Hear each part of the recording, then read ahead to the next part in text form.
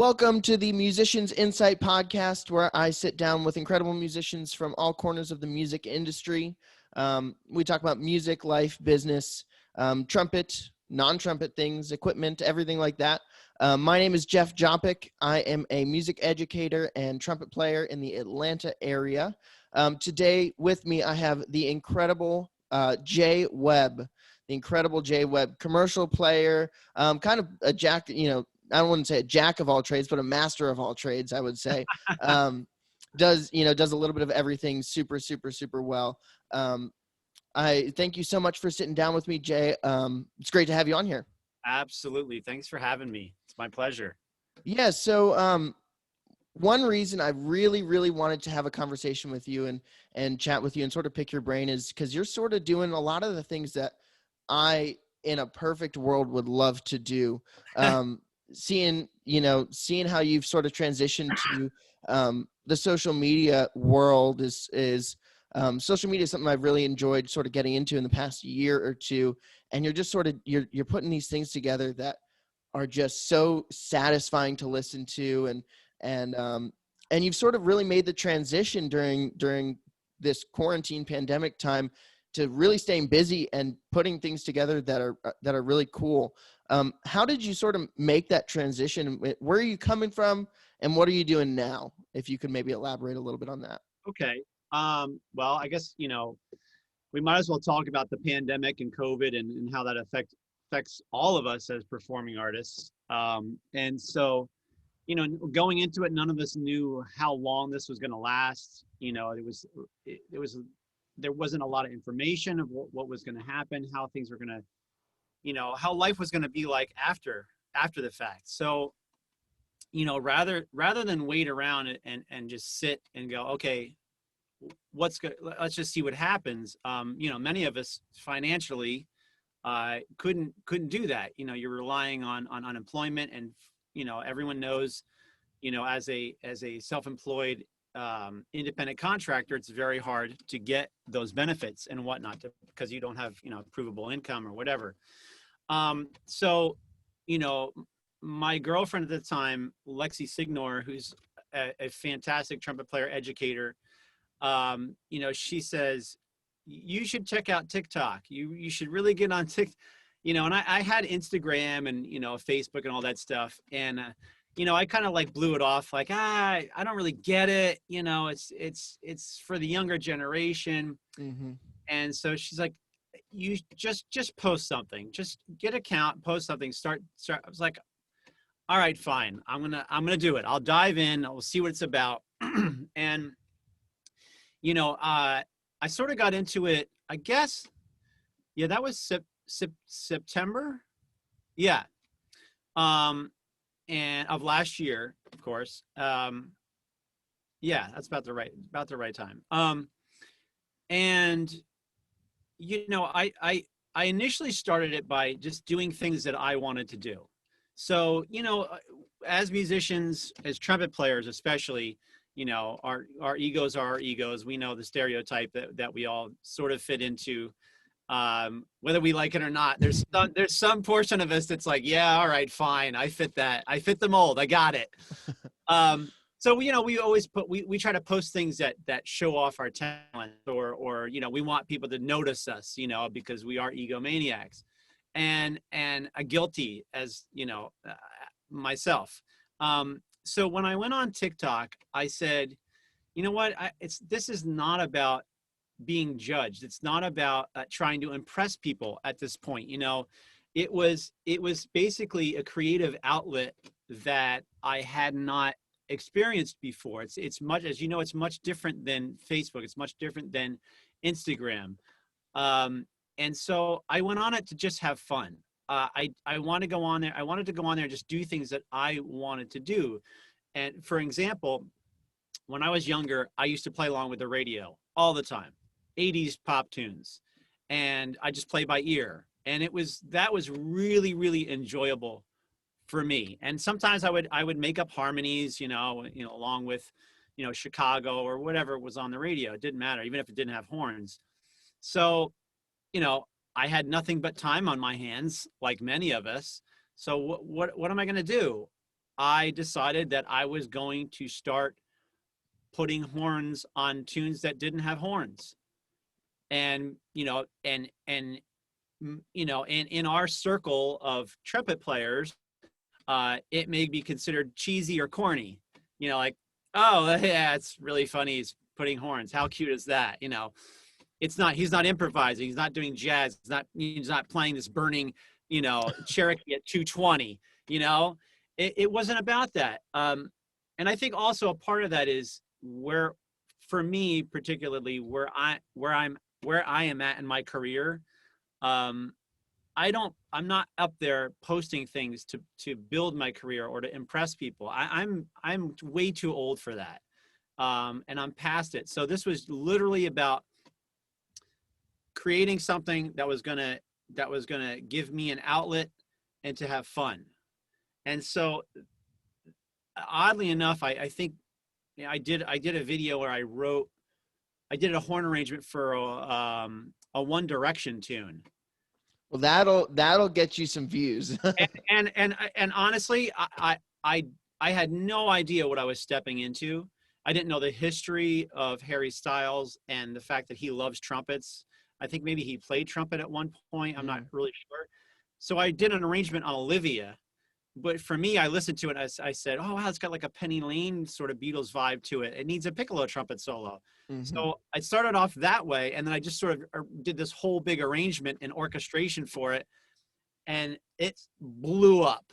Absolutely blew up. What's so funny is when you did that, about a week or two earlier, I had been posting some stuff on Instagram and doing stuff. And my fiance's sister, who is a huge Harry Styles fan, was like, you need to put trumpets on Harry Styles. And I was like, it's Harry Styles. Like, no one's going to want it, like, whatever. I'm not going to do that.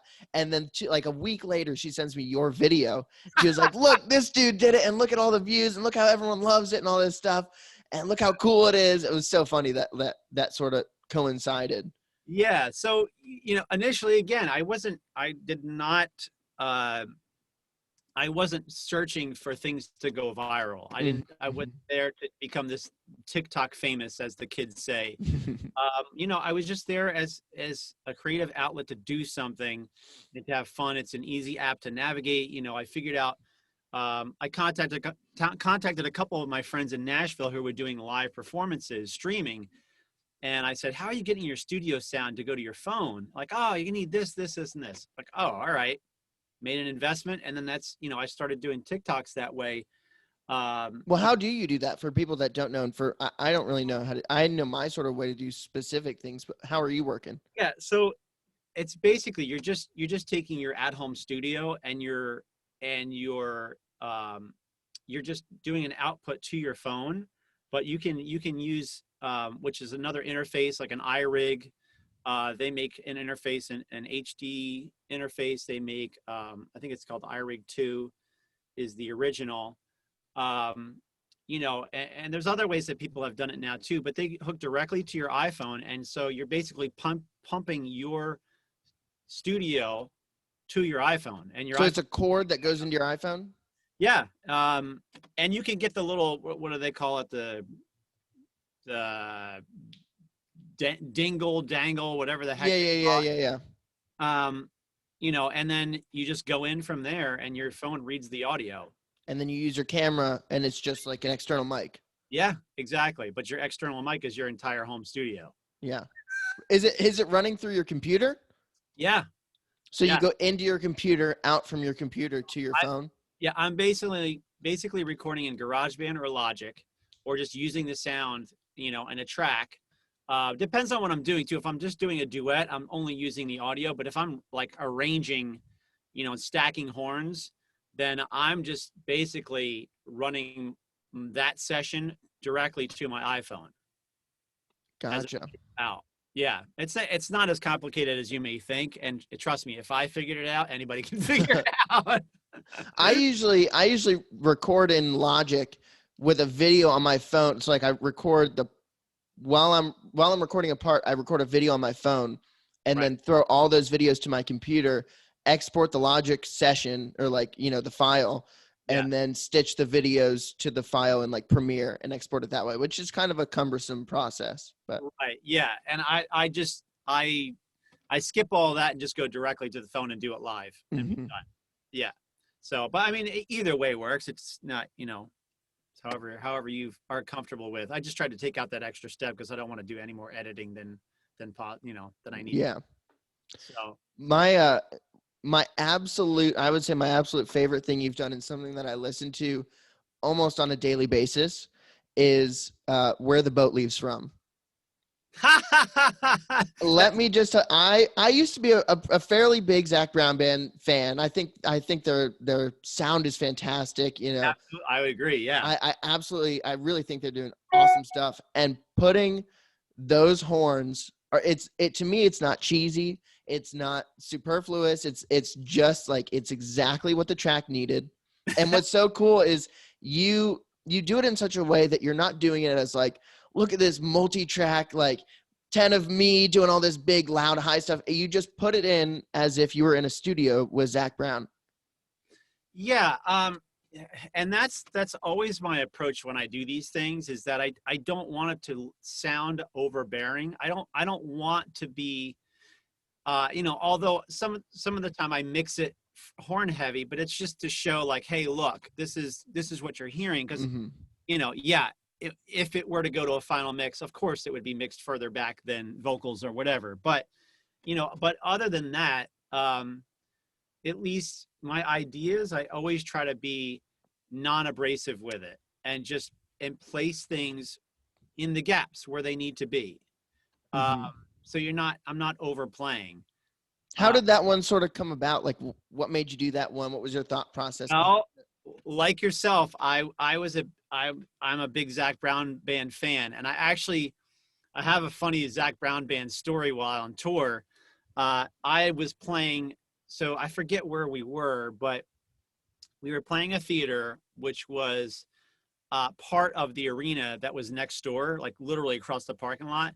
And I heard that they were playing, and I was like, oh man, after sound check, I'm going to go over there and see if I can watch some of the show. Cause I think we were playing later that night or something. So I walked in with my backstage pass, and I said to one of the ushers, I said, hey, I'm playing at the theater. I love Zach Brown. Can I come in? And they're like, yeah, come on in. So I walked into a stadium show with Zach Brown band, and I was right on the side of the stage. So I just walked down the steps a little bit, and there I was, side stage, watching Zach Brown live, and they That's killed crazy. it. They were killing it. They're so good. So good. So, so I always, when I listen to that stuff, I always envisioned, or I could hear horn parts, because and I know, I have seen them with a horn section before. And, so I was like, oh man, this would be kind of cool. I've always wanted to do this.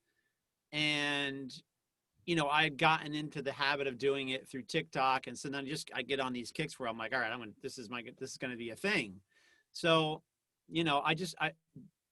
once I found the tune that I wanted to do, and I just heard the lines in my head, I went, okay, this is the tune. And it might not be the most popular Zach Brown band tune, but it certainly, what was going on in my head was going to fit in there perfectly. And the plunger, like the schmaltzy section, and Because it's it kind of gave me, it's almost like that particular tune has like of a Cajun, New Orleans sort of second line vibe to it, mm-hmm. which a lot of their stuff does. But that one for sure was just something that just hit me that way, and I thought, okay, I'm going to do this on there, and it for me it was fitting. I think it fits well together. Mm-hmm. Yeah, Absolutely. And there's a lot of tunes that I feel like even just taking Zach Brown band's portfolio, there's a lot of tunes that beg for horns. And yeah, there's a lot of, if you're not doing anything and you like doing that, and you're good at it and it's fun, you could just sort of do that all day. and How, and yeah, absolutely. Sorry. how long does something like that take you? Do you do it all in one go? Um, for the most part, all those things that I do them in one shot. So I'll start, and depending on how intricate, how involved it is, how long the song is, because I don't like to start. I like to keep it a surprise. So, you know, uh, usually I'll start after the verse and the chorus, and then I'll put them in later because I don't want to. Again, I don't want to be like, oh, I'm going to put horns in it. They need to be on every single moment of this tune. Mm-hmm. No, it doesn't. That's where you can make the mistake of people go, it doesn't, horns don't belong on this because you're going to overplay it and overproduce it, and they're right. So just for me, it's like let them wait, make them wait for the surprise of the horns, Yeah. and add it. So depending on how much I'm writing, like the Zach Brown thing probably took an hour to like 2 hours tops, and that's like from start to like edited and it chopped up, whatever, fixing certain things. Yeah. Because I don't write any of that stuff out. So Yeah. anything that you've seen on TikTok, I don't know how many videos I'm up to now. I mean, it was probably close to 200. I've never written a single thing out. I play my ideas because honestly, there's so many different variations of things that I hear that if I were to write it out, I'd forget what I wanted, how I wanted to end a phrase. So I just immediately play it into GarageBand, get a scratch track down, a rough take, and then clean that up, the lead voice, and then I just start stacking harmonies, and then clean them up. It's kind of like, are you familiar with Jacob Collier, and have you seen some of the stuff that he does? Yeah. It's I've sort of like when a couple of his things too. Yeah. Yeah, like when he does live, reharms of stuff, he just sort of, all right, this is what I'm going to play. This is what I'm going to sing. Okay, what else could I add to it? And then he just sort of goes in layers, which is a really cool way of doing it. I think. That's very much the process that I do. And there's other guys out there. I mean, I'm not like reinventing the wheel here. My good friend Phil Lassiter, he's been doing that for years. I've known him for, my God, 12 years. Man, we did a gospel record together. Ooh, man. I don't think it's quite 10 years, maybe 10 years ago. Maybe not quite. I don't know. Time flies. But anyway, that was our first hit together. We knew of each other. And then ever since then, I just watched his process, and it's very, very similar to what I do, Yeah. It works for me creatively. Yeah, and it's really fun to I enjoy seeing something at the beginning, going all the way through, and then having a finished product in one day. That's something that's very satisfying, to start and finish something and have a work of art that you've done, and now you can put up and for people to enjoy. I genuinely listen. I think the song is arguably better, at least, or much better with the horns than straight off the record. I think it's just that's because you're a trumpet player. I was just gonna say, being a trumpet player and those high notes at the end, and it all works. You mentioned something about being on tour when they were playing next to you. Who were you on tour with at that point? So I spent about 10 years on tour with the same group, and they were called the Midtown Men, and they were the four original stars from Broadway's Jersey Boys. So these are the guys that, if you buy the cast recording from New York, from Broadway, they were involved in the show from early on, from its concept out in La Jolla, California, and then went to New York, and like they were the guys. So when they left the show, they went on to do a couple other things, but then they decided that they wanted to put their own group together, and they were the very first touring show to be formed by like a principal cast, to tour all over the place out of Broadway. And then since now, there's been a lot of different groups that come out and do the same type of thing, but those guys were the first group to come out and be like highly successful. So and we just did a 60s review rock and roll show. No dialogue, was just a concert, four guys sitting up there singing 60s tunes. And over the years we'd add different, wasn't just Frankie Valli and the Four Seasons. It was their favorite tunes, whatever they wanted to do. And I traveled with the same horn section for 8 and a half, 9 of those years. And so they were right at that point. The music director and arranger were writing for us. Mm-hmm. So the book became extremely challenging but rewarding at the same time as so it never became cumbersome or boring to do the show, because it was a fun show to do. Yeah. And we still do an occasionally show. Actually, we just did a private party a couple of weeks ago in Florida, and then we did New Year's Eve in Arizona. I think we're probably the only band that was like touring during a freaking pandemic. Yeah. Yeah. I But luckily had a New Year's Eve gig, which there weren't very many people there, but I was just happy to get back out there and play a little bit. yeah, so that was a big chunk of my touring. And then towards the end of that, I started to branch out, just because I knew that tour was starting to slow down after a number of years. So then I just started doing, I toured with Corey Wong for. I was just gonna ask you, how'd you get hooked up with him? So that I did like the first short leg of the U.S. tour. Was that last year? I lost track now. Yeah, I think it was last year. So how did I get? I knew the sax player Sam Greenfield, who was touring with them, and I was out on the road, and I get this text message, and honestly, he's like, "Hey, I'm playing these gigs with this guitar player Corey Wong." I had no idea who he was. He is funky. No idea. Yeah. So I asked the guitar player I was touring with. I was like, "Hey, do you know this guy Corey Wong?" And he just goes, "Take the gig." So that must have been fun. It was super. I took the gig. We did. I probably did like, let's see, 3, maybe 10 shows with him. Some summer concerts. Then we did a couple of things out in Kansas City area during the winter months. At the beginning of his tour. And yeah, it was that's one of the most challenging books that I've ever had the pleasure of playing. But really, really fun. And Corey's great, man. He opens stuff up, and features you on things in B minor and all the fun keys. Yeah. Very fun keys. Very fun. But yeah, so then and then that branched off to doing a hit with Queen Latifah, which was Labor Day weekend of that year. So and then so like you think, okay, this tour is going to start winding down, and you have to figure out, okay, what's going to be next? What am I going to do? I've relied on this gig for so many years. And then you just sort of put feelers out there and let people know that you're available. And then the Corey Wong thing came up, the Queen Latifah thing came up. Then I started getting called to do the National Symphony down in DC. And then that led to, I went down, I did the Duke Ellington. If you don't know the Jeff Tyzik arrangement, oh my God, it's that orchestration's.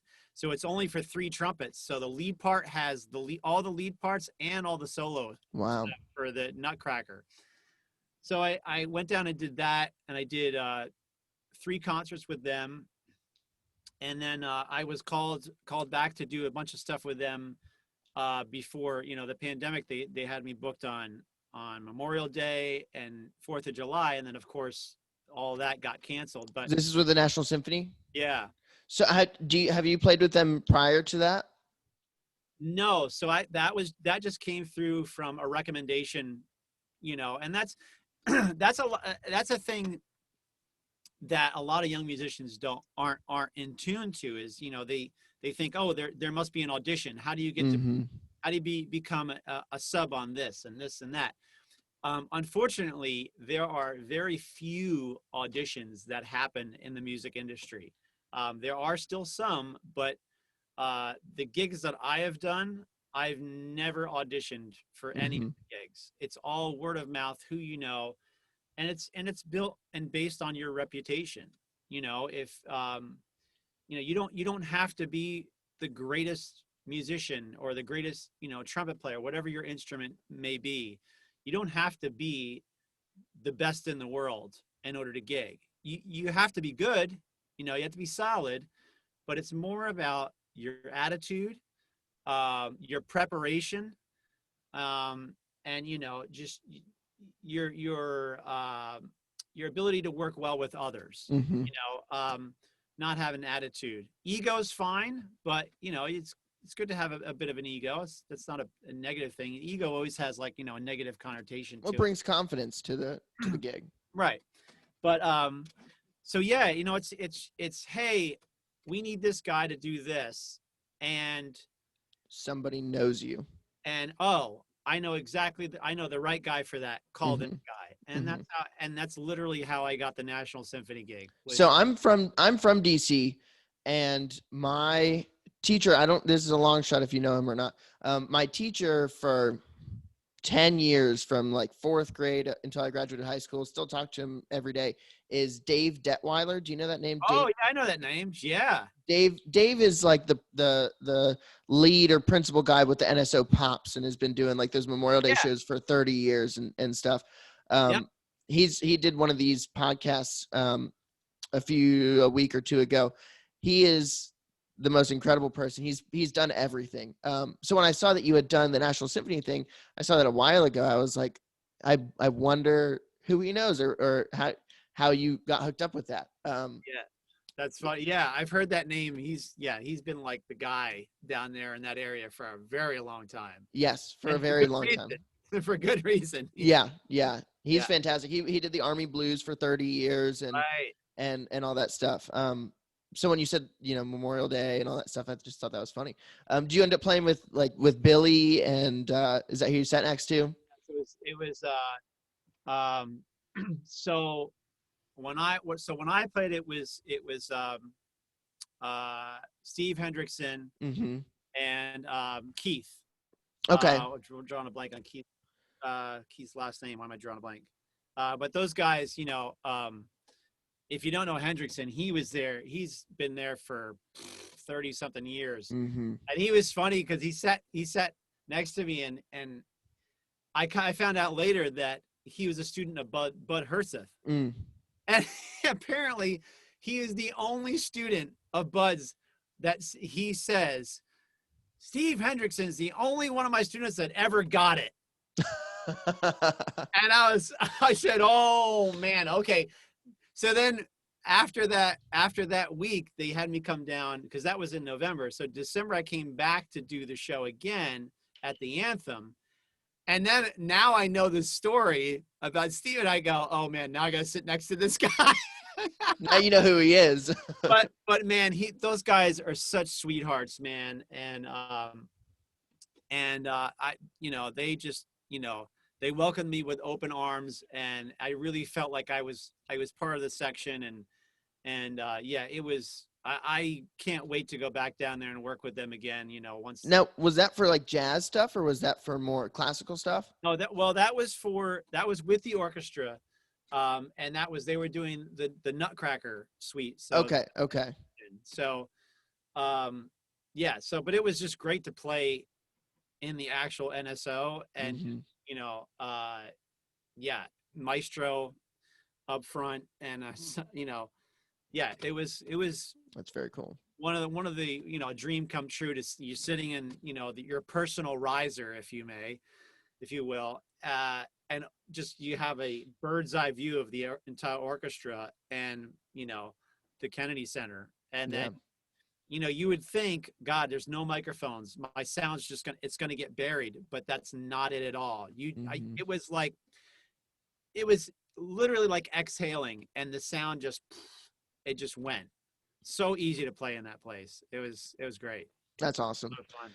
And it's funny, as I was saying at the beginning, you sort of do a little bit of everything, not to sort of jump around or anything, but the other big thing that you've done, and something that caught my attention when I first saw you on social media, was the Doc Severinsen stuff. Yeah. So if people don't know, you put together, I remember seeing, if I can remember correctly, I remember seeing you post that you had spent, I don't know if it was months or years putting together these meticulous transcriptions of all these Doc solos, and you put together an orchestra, jazz group, and started recording them. And I mean, it is like you're listening to Doc Severinsen. Every single thing was identical. It was, you really did your homework.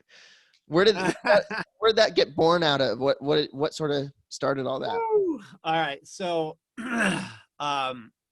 I started playing trumpet when I was 3 years old. It's basically was like it was born in my hand. It's pretty young. Yeah. So, I mean, how long is this podcast? As uh, long as you need it to be. so my great grandfather on my mother's side uh, was Hungarian, and he was commissioned by the zinc mining companies of northern New Jersey to come in and start community bands, brass bands, entertainment for these different towns. So he was also a trumpet player, and a very good one, apparently.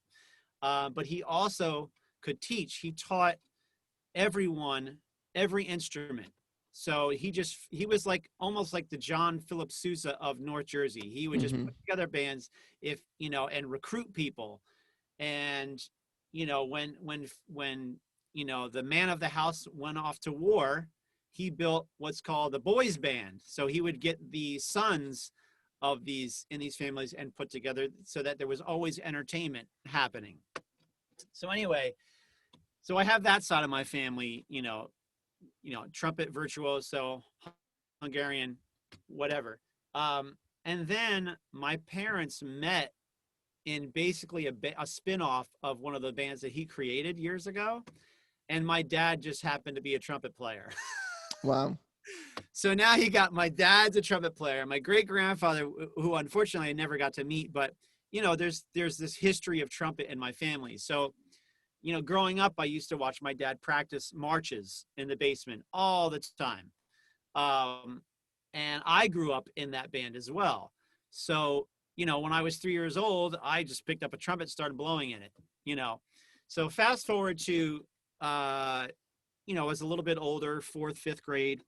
I used to beg my parents to stay up and watch Johnny Carson, just so I could get a glimpse of Doc Severinsen and hear the band. Hmm. So much so that if I didn't get my way, I would sneak out of my room and lay underneath this bench in my parents' hallway, and I'd watch the band until I got caught. I remember doing the same thing with different shows.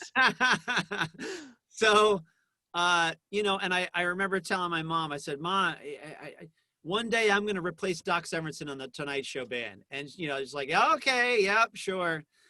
And then when I got into high school, one of the first CDs I purchased was the Tonight Show Band, Volume 1, which I think at that point was just Tonight Show Band, because they hadn't, released Volume 2 or had any. Back in those days, you didn't know what was coming out. You found out when it was released. And I obsessed over that album. I played along with it in my parents' garage for the next 10, 15 years. I just, then Volume 2 came out, like the next year, same thing, obsessed over it. And I learned all those solos by ear. Were you screaming in high school? No, so when he went up really high, I would just play down the octave. Hmm. But I still was trying to copy that sound. I wanted that sound and that style and the phrasing, because it's like no other player on the planet. The way, and I'll get into that in a second, and I'll explain it to you, what I discovered diving into these transcriptions. So, I went through, I didn't actually start playing in big bands until I was in college, because my high school program wasn't that great. It wasn't that big. So, I got my experience through Allstate and things like that. That's where I was like, oh, okay. And, learned playing at a higher level because of those type of experiences. Hmm. So, um, so, I once I got out of college, and there are a couple of recordings I did in college. I did Georgia on My Mind, and with a local big band. And of course, I tried to sound like Doc and play along to the transcription that's part of the publication. But I looked at it and I'm like, this is not even close to what he's playing on the record. So a few years ago, I decided, and again, my girlfriend at the time, Lexi, was like, why aren't you doing this? You should just do it. Go Hmm. do it. Do what you want to do. Start transcribing, and I said, all right, fine, I'm going to do this. So that's when I really started to obsess over these transcriptions, And I started with those two albums because I knew them the best. I Mm-hmm. knew them like the back of my hand. Um, and so I decided that I was going to get really, really meticulous, like you said earlier, with these transcriptions. And I wanted to notate every single nuance and phrase that he played. And not only would it make me a better player, but also it would give anyone that aspired to be a doc or play like doc, it gives them the visual of going, oh, I didn't, okay, so that's what's happening there. So you went further than just hearing it and playing it just like him. You put pen to paper and really made sure it was visualized. I had to come up with my basically uh there are some articulation markings that I invented. I came Mm-hmm. up with, and I have, notes at the bottom of these transcriptions of saying, okay, this particular uh notation, this means this, and different scoops and things like that. Did you do it on software or I by did. hand? On I software. I did it in Finale. And you can create all kinds of stuff in Finale and different, articulation markings and phrase markings. Mm-hmm. And so, I mean, that's how, you know, particular I was, because I wanted, eventually I'm going to publish a transcription, a book of these transcriptions. And I thought back in high school when I was trying to play along with these records, how much easier it would have been if I had the transcription in front of me and available, and every single thing, there was no question about any of the phrases or the notation. You Mm-hmm. just had to, Read it and play it. right, make it happen. Mm-hmm. And so, yeah, so by doing that, then that led to, why am I not recording these? So then that took it to the next step of, okay, we're going to recreate these albums. And I want to recreate them to the point where no one will be able to tell the difference, whether it's the Tonight Show band or it's my band.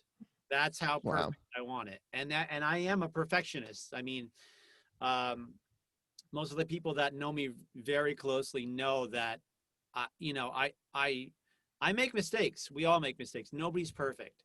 However, I want it to be as perfect as possible. So, if you listen to those recordings, there are very few moments where you go, wait, is is it Doc or is it Jay Webb? Wait a minute. Well, you can tell that, and I remember seeing video like Instagram stories of you practicing specific parts, and it's crazy to hear in like a bar or two bars.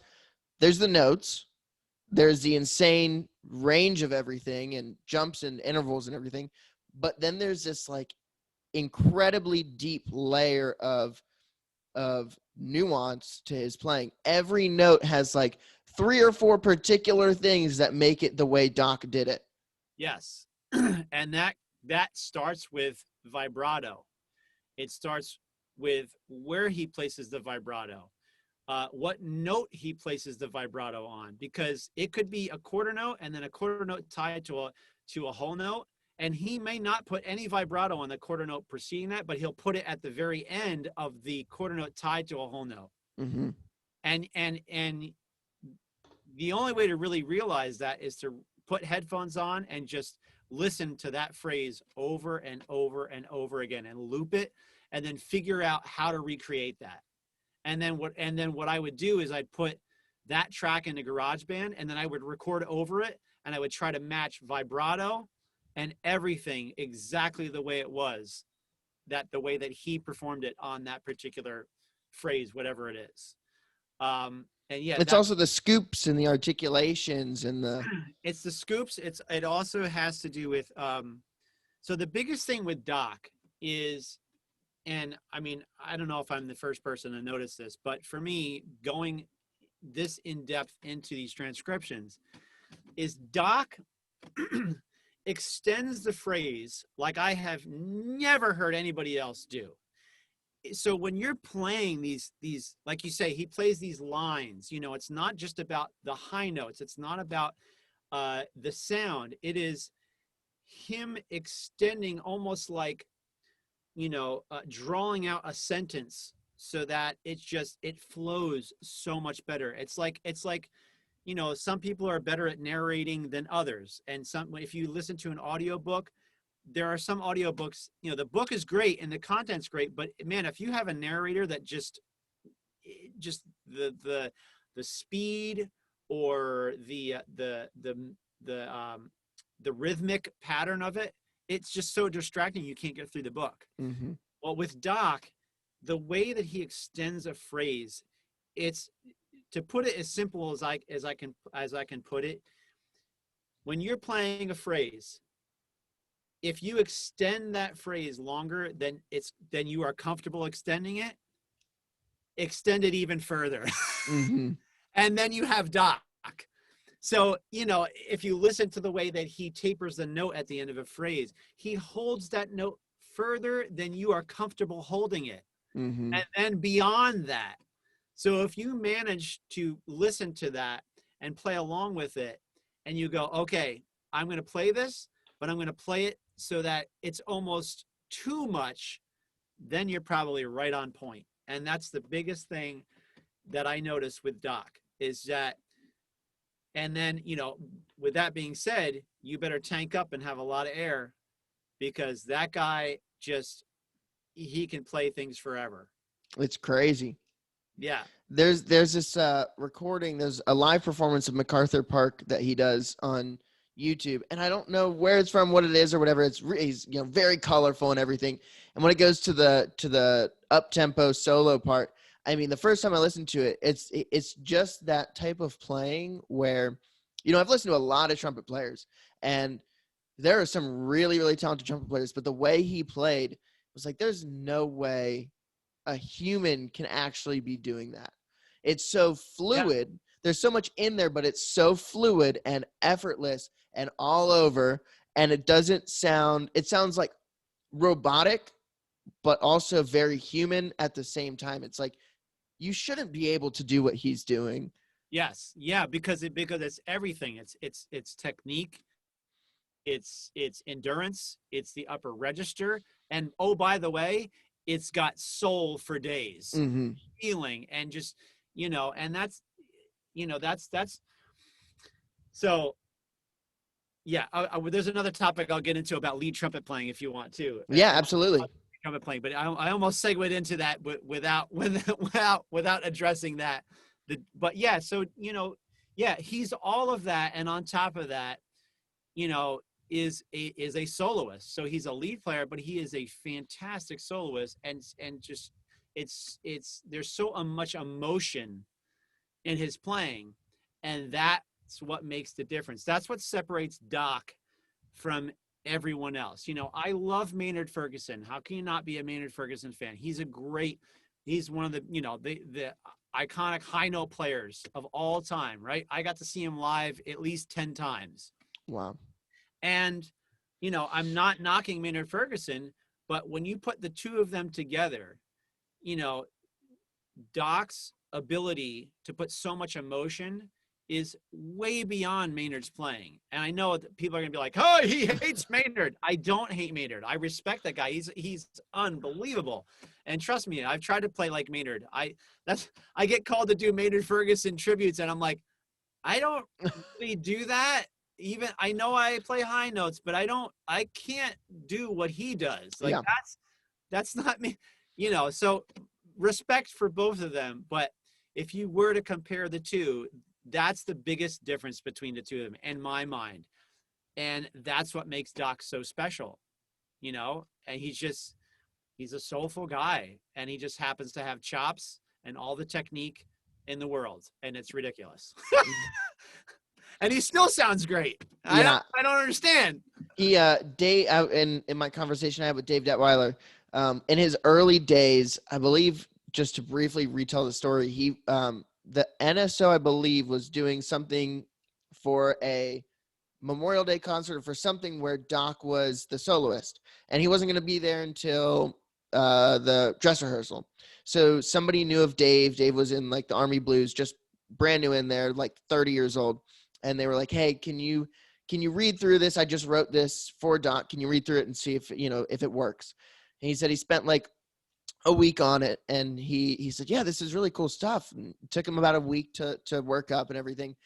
And then they asked him to come do the dress rehearsal and, or like one of the rehearsals. He did a couple rehearsals because Doc just kept getting pushed back later and later till like the concert.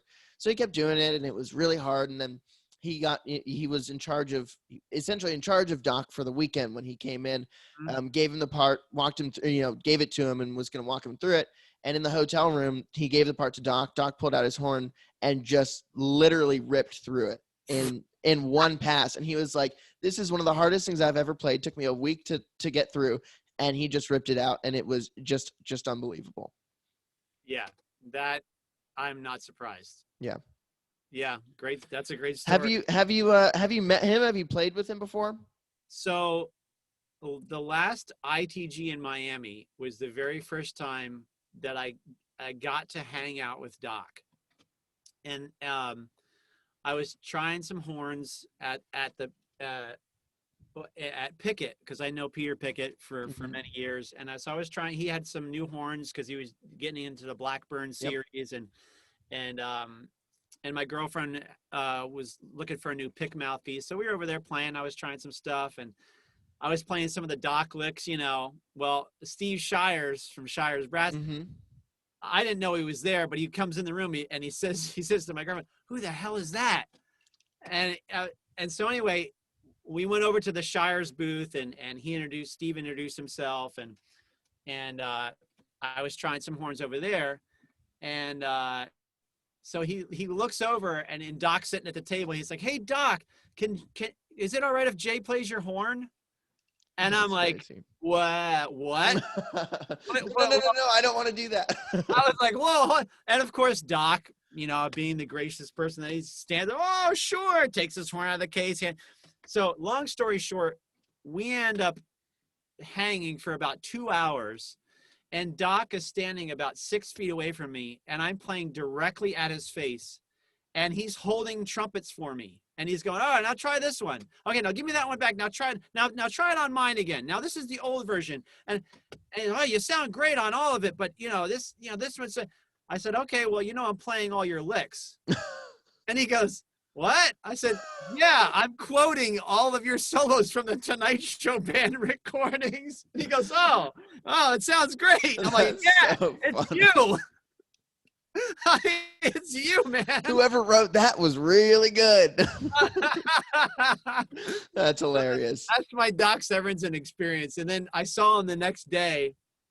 And at that point, I was starting to wear some of the flashy jackets, just sort of like, drum up some promotion for my show. And people, would ask, hey, you're dressing like Doc. Oh, well, now that you ask. Yeah. So I see him in the elevator and he's like, hey, I like that shirt. And I was like, oh, thanks. He goes, I like it, but I don't like it as much as mine.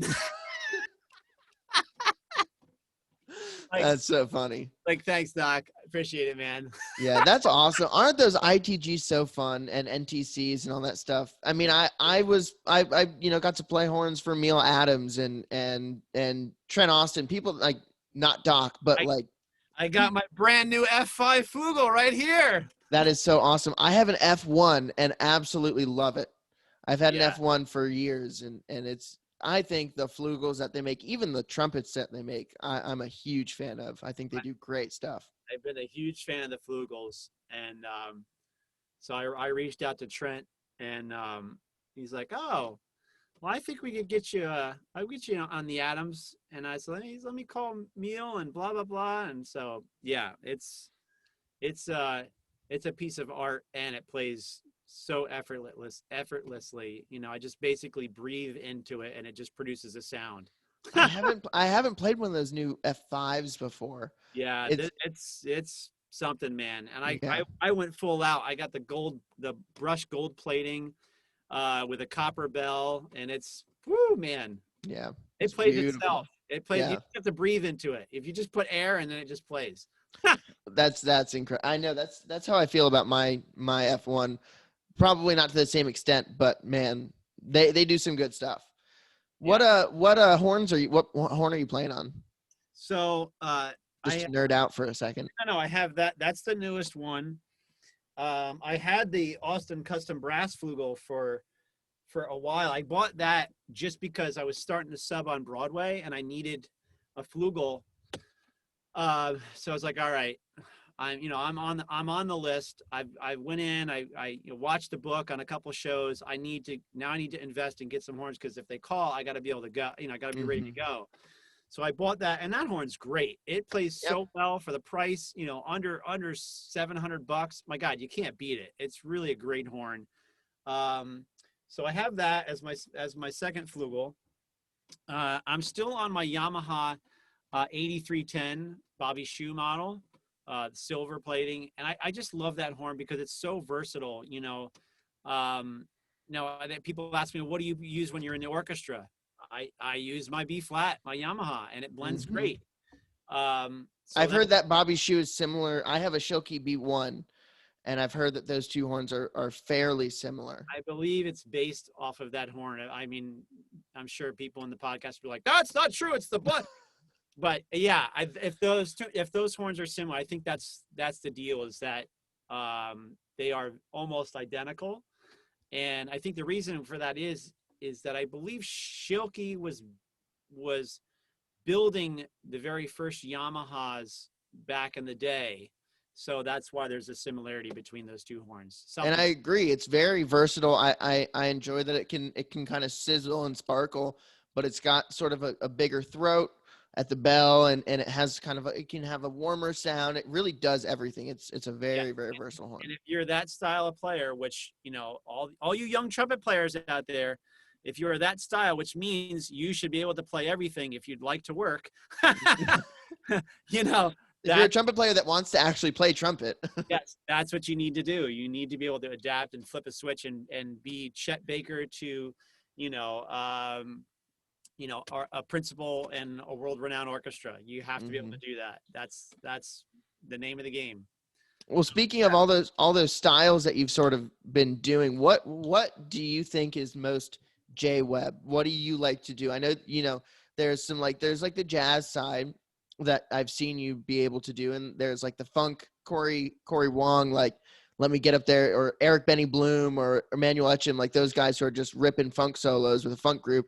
There's the big band stuff. Then there's horn line, lead line stuff. What's your cup of tea? I mean, and you can't say everything. No, okay. So I will pick a few that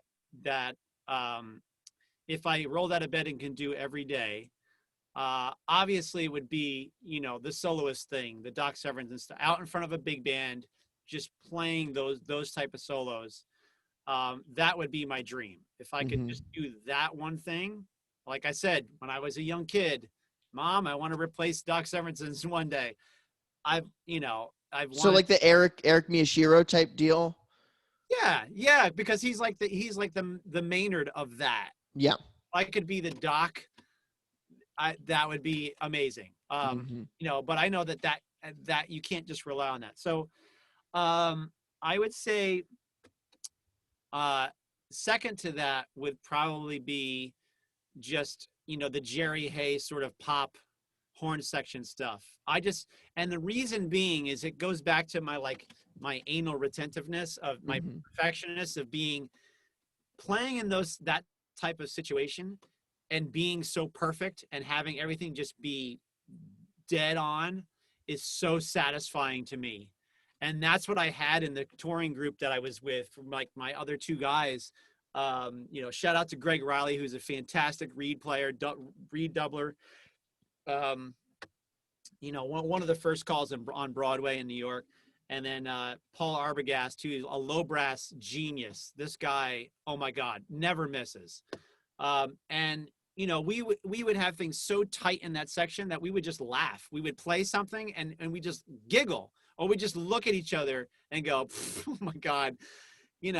So for me, that is one of the most satisfying things. And, when you have the funk rips and the high notes and the unisons and things like that. Mm-hmm. God, it doesn't get any better than that, man. Would you say recording or live playing?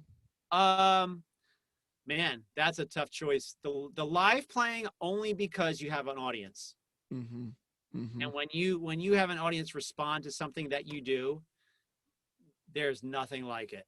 Yeah. Nothing like it. Recording, yeah, sure. It's also satisfying, but not for me, not as much as having a live audience. You You know, know, I'm 1 or 2 years out of college, and when I went to Auburn University, and there's not a whole lot going on at Auburn University in Auburn, Alabama. I've been Um, really, what were you there for? on the tour. I played all. Oh, really? Recently? Oh God. I mean, within the maybe a few times within the 10-year span. Okay, okay. So you might have played at like OPA, like Performing Arts or Auburn, something. Yep. Yeah, very cool. Well, there's not a whole lot really going on there as far as music. You know, there's a lot of the university groups and stuff. So me and a couple buddies who were like doing the jazz stuff and that kind of thing, we're like, let's put together a band that's going to go play at bars and fraternity parties. Sure. And this is like my sophomore, junior year. There is, in my opinion, especially at that time, nothing more satisfying than transitioning from playing in a wind band to on a stage at a bar for people who are loving what you're doing. And that's on a much smaller scale than what you're talking about with these shows. But I mean, I can only imagine like just having people listen, like be tuned into what you're doing. And then when you're done, go, yeah, that was awesome. It's such a cool feeling. Yeah. So the one of the most engaging audiences, of course, would be, as no surprise, the Corey Wong audience, because those people know him from Wolfpack. They Mm-hmm. they memorize solis. They memorize lines, and they're singing it while you're playing it. Mm-hmm. You That's know, crazy. Yeah. they're music nerds. There are, you know, there's theory geeks out there, and then there's also people that just like to groove and they like that style of music, but they are there because they appreciate what you're doing. And when you have, you know, a room packed full of 700 to 1,000 people, and they're just Right there. there for you, there's nothing more satisfying than that. And then when you take it to another level, you know, with the Jersey Boys, the Midtown Men thing, where we were playing in front of thousands of people. Sometimes I think like our largest audience was the New York State Fair, was 22,000 people, but they're there to see you. Yeah.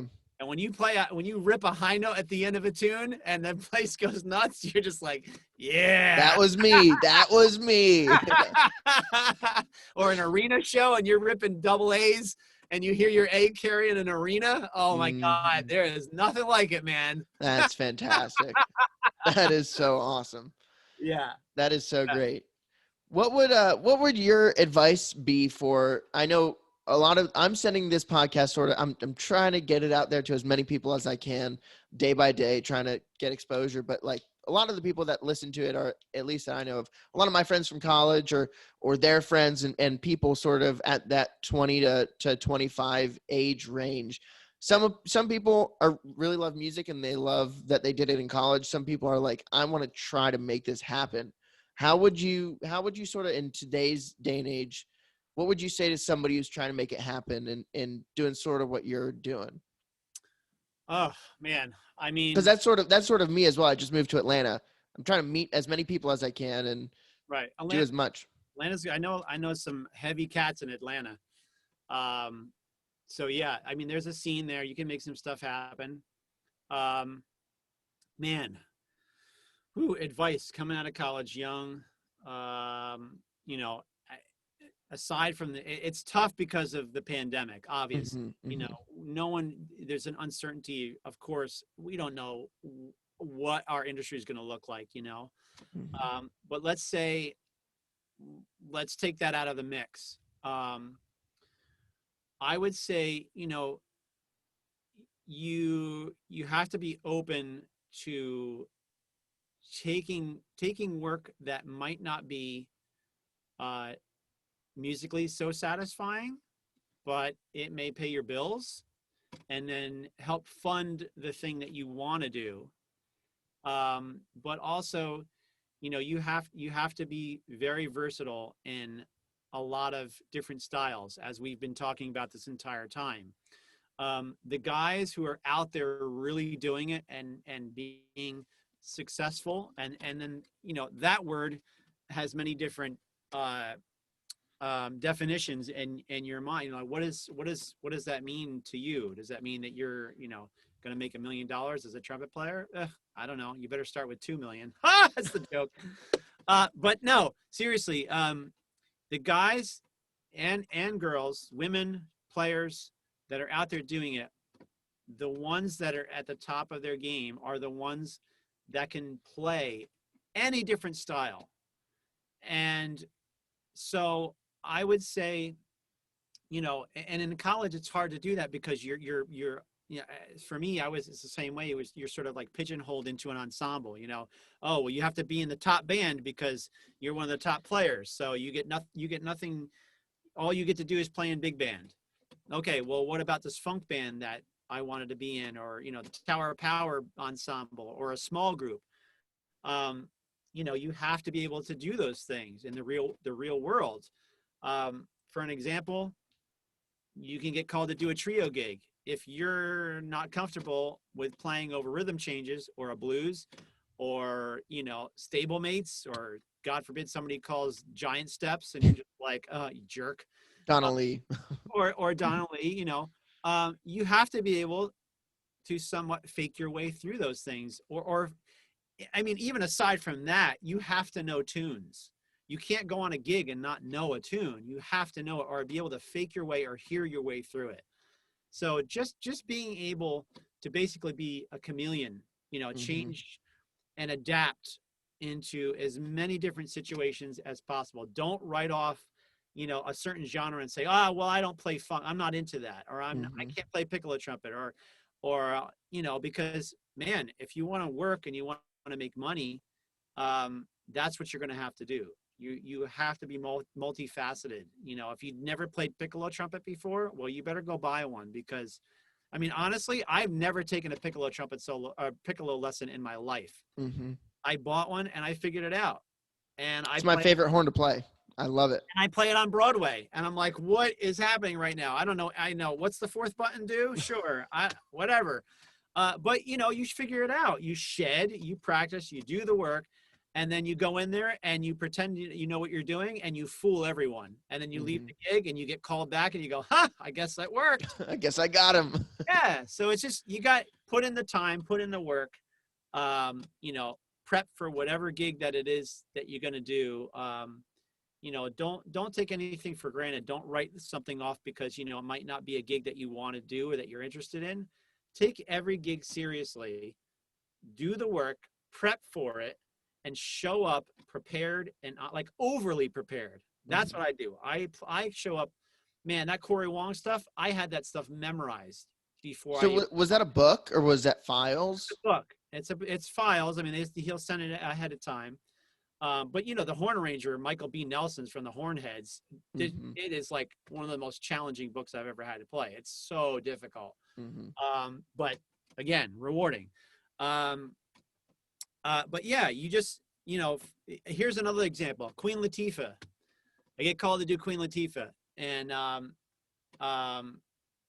like, okay, so do you have a book? Yeah, we'll send you the book. We'll send you a reference video. Okay, cool. So they send the book. They send a reference video. I'm watching the reference video and I'm looking at the book. None of it matches. All the charts are like completely wrong. Some are just blank sheets of paper with nothing on them. And I go, okay, well, this isn't going to go well. So what did I do? I transcribed the entire show from the video. Wow. I had like a week to do it.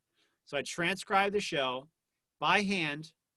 But by doing that, I memorized the entire show. And good thing I did, because when I got on stage, I had it on my iPad, but in the entire show, the sax player and I, Corey Riker, who's an unbelievable tenor player based out of Philly, we're basically roaming around the stage and interacting with Queen Latifah.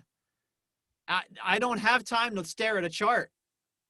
Now I could use my iPad as a reference. So Mm-hmm. if I was like, do I come in 8 bars or 16? I don't remember. So I would dance and sort of go like back and kind of peek at my Mm-hmm. iPad. Oh, okay, I got 8 more bars. All right, cool. But that's an example of the kind of preparation that you have to do for even. I mean, Queen Latifah is one of the biggest names on the planet, and that's what you have to do. That is what you could be walking into, Mm-hmm. and you have to be ready and willing to do the work so that when you show up to that gig, I literally knew the show better than the MD. Mm-hmm. And thank the MD was a friend of mine, but he made some call in rehearsal, and I was like, hey man, that's not what's on the recording. You guys did it this way, but the way that I presented it wasn't me being a dick. Mm-hmm. I Yeah. was like, I said, are you sure? And he's like, oh yeah, oh right. No, he's right. And I'm in there with icons. DJ Dummy is standing right next to me. One of the most iconic hip hop, you know, record spinner DJs on the planet. And he's like, oh yeah, no, that's right. Yeah, it is that. But then again, that is the kind of prep. You got to over prep on those gigs. And you show up, and it was cool. I had a Mm-hmm. great time. And at the end of the night, Queen Latifah says, you know what's great about you? I went, oh God, where's this going to go? Like, she says, not only you are a great trumpet player, but Jay Webb. I'll never forget that name. It's just such a great name. And she hugged me like 3 times. I'm like, oh my God, this is awesome. This is There awesome. you go. There you go. And that's how you get the gig. Yeah, and I will also add on, my favorite part about doing gigs and things like that is meeting the people and building those connections. And it's so funny how small the music world is. Oh Like God. the MD here, and he knows the guy that you toured with over here, or the guy that you studied with, or all this stuff. That's my favorite part, And just chit chatting. you're 2 years out of school, but this is the type of thing that, what you're doing is what, and maybe you did do this during your college years, but when I go and do master classes at universities and I talk about marketing yourself and how to succeed and what succeed, successful, what that looks like in your mind and your eyes, what that means to you. I tell these kids, I go, you should be networking now. And I'm talking to you right now, it's already too late. Mm-hmm. You should be doing that your freshman year, networking with your teachers, establishing these relationships with your teachers. And then I go on to tell them why and my experiences. And because they were like, well, how did you get to do this? And how are you on a Grammy nominated, gospel record? And how do you get to play with this guy? And it all starts from networking while you're in school. And that just leads, every gig that I've had is a relationship that I established somewhere else, and Mm-hmm. you have to be memorable in a positive way for them to go, oh, we need this kind of player. Let's call that guy. I mean, there's a trumpet player in town. I don't know if you know the name Justin Powell, in Atlanta. He's just Melvin Jones is my boy in Atlanta. Melvin Jones. Yeah, That's definitely my boy. Melvin Jones. But Justin Powell is one of the best trumpet players I've ever heard, like person to person, and like leagues better than I am. But there have been multiple times where I've gotten texts from people saying, hey, we need you for a gig. Justin recommended you. And I'm thinking to myself, why would he recommend me?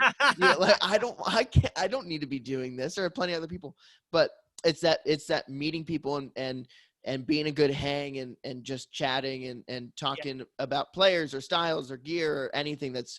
I really enjoy. It's one of my favorite things about being a musician is having this common language with people.